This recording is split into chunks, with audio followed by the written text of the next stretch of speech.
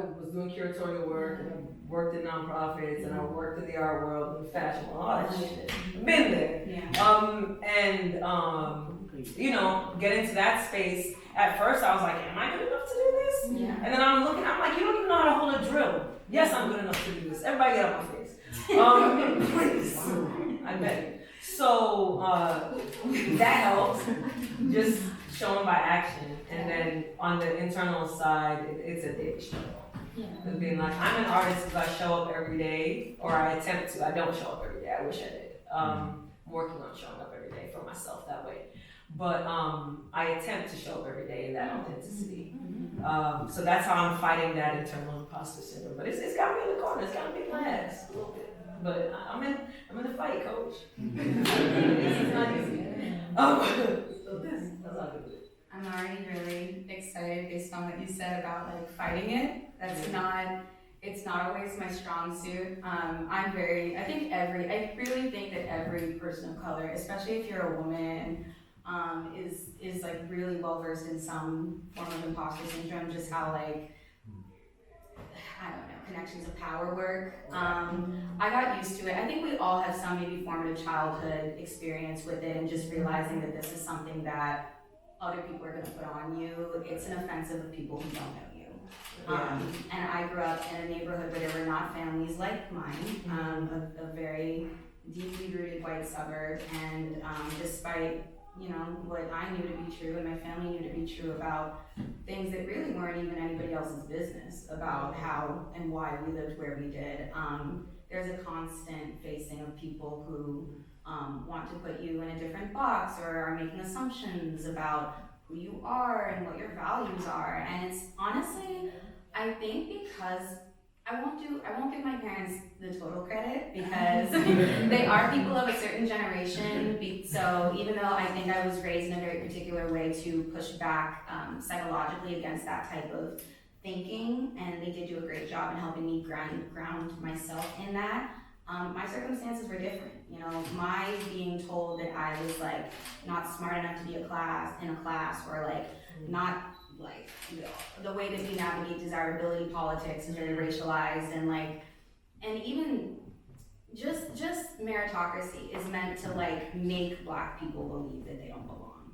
And over and over and over again, I've existed in those spaces. And I'm not gonna say I don't care, but I actually it might be one of my few delights, because it's like, I'm here though, so someone has to do it now. Like, if I'm not supposed to be here, then.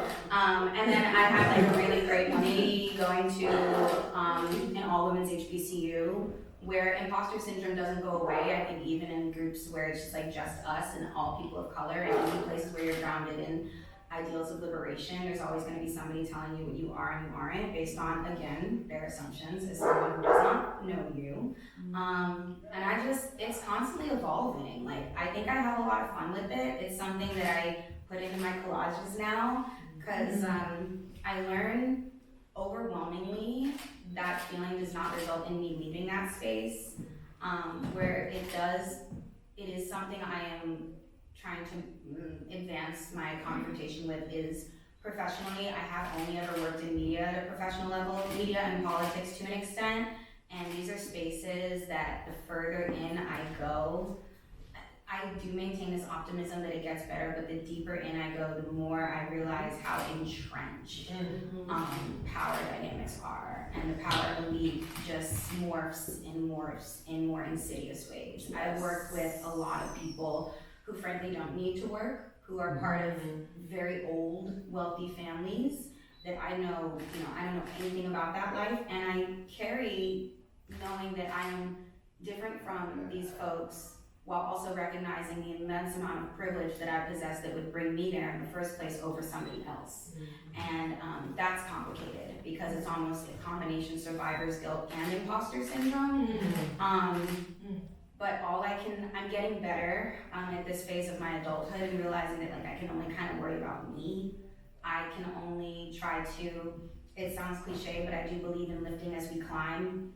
I'm an editor. I'm not a very powerful editor, but this is the first time in my career I've been able to put people on at an institutional level, and that's all I've ever wanted. I right people to get opportunities. I got very lucky with editorial opportunities very early. I was 19 when I got my biggest byline to date, and it completely directed my career into writing. I don't even think I would have wanted to be a writer if I had not been published in the platform that I'd been at that time and at that age. But I now know that it's possible. And the further in I go and see who these peers are of mine, I'm like, oh, it was always possible. And a lot of people aren't even that great. Very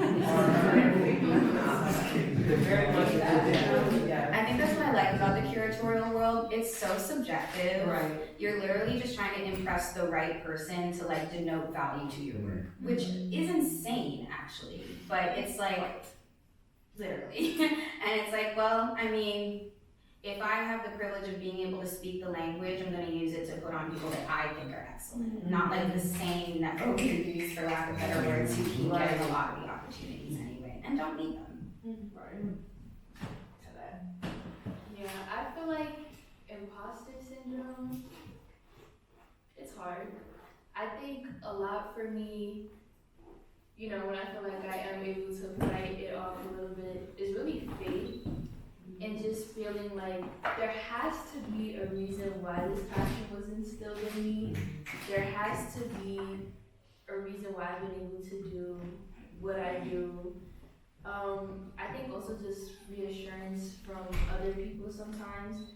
You know, it's not, gender is not like the biggest platform or anything like that, but just seeing other people want to use gender as a vehicle to tell their stories for me is more than enough, whether it's one person, two people.